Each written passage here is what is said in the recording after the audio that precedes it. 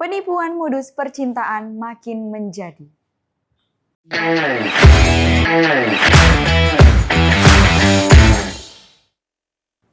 Halo teman podium, kasus penipuan modus percintaan atau love scamming semakin marak di Kota Palangkaraya, Provinsi Kalimantan Tengah. Terbaru, seorang janda berusia 48 tahun berinisial B mengalami kerugian hingga 206 juta akibat aksi penipuan yang dilakukan oleh pelaku yang diduga polisi gadungan. Bermula dari interaksi di media sosial Facebook, pelaku berhasil merayu korban untuk menjalin hubungan. Selama berpacaran, pelaku mengajak B untuk melakukan video call seks atau VCS pada malam hari. Namun, keesokan harinya, pelaku menghubungi korban dengan alasan terkena razia Provos. Dia mengklaim bahwa video VCS mereka ditemukan di ponselnya. Dengan dalih membutuhkan biaya untuk mengurus masalah tersebut, pelaku meminta B mengirimkan sejumlah uang. Korban yang nekat menjual tanah warisan almarhum suaminya, total mengirimkan 206 juta rupiah kepada pelaku. Merasa ada kejanggalan dalam situasi tersebut, B akhirnya melapor kepada tim virtual Polis Bithumas Polda Kalimantan Tengah. Kasus ini menyoroti betapa pentingnya kewaspadaan dalam berinteraksi di dunia maya, terutama bagi para pengguna media sosial. Meskipun kesadaran masyarakat akan bahaya ini semakin meningkat, praktik penipuan ini masih terus berlangsung.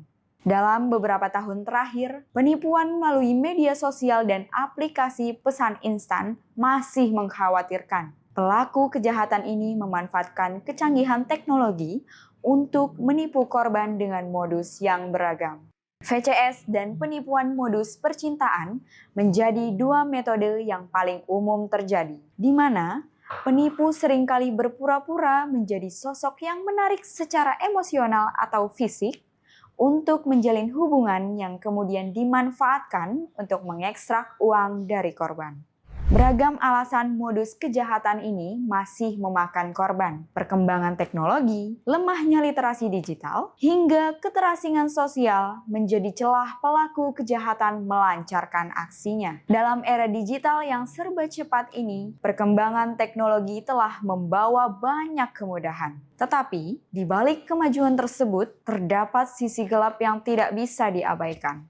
Sisi gelap teknologi, terutama di era digital saat ini, memberikan peluang bagi pelaku kejahatan. Pelaku menggunakan taktik manipulatif untuk menjalin hubungan palsu, hanya untuk mengeksploitasi emosi dan sumber daya korban. Namun, dampak dari penipuan ini jauh lebih dalam daripada sekedar kerugian uang.